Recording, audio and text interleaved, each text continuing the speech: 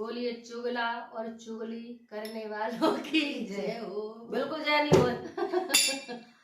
जा दुनिया में देखो मेरे भैया, अरे चुगला जुलम गुजारे रहे और एक दूजे की चुगली करके कैसी हमारे कराए रहे।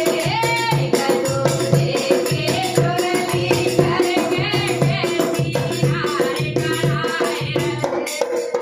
दुनिया में देखो मेरे भैया, चुगला जुलम गुजारे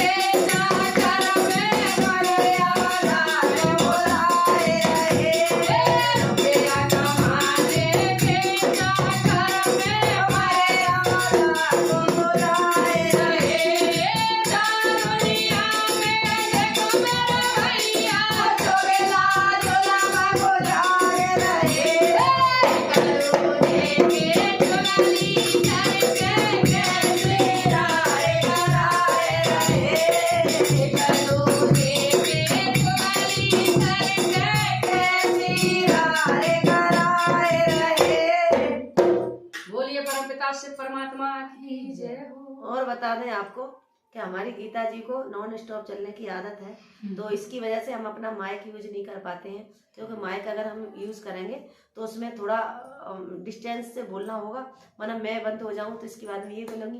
लेकिन क्या बताएं आपको, हमारी जीजी नॉन स्टॉप चलने वाली है, इसलिए हम अपनी आवाज का ही प्रदर्शन करते हैं।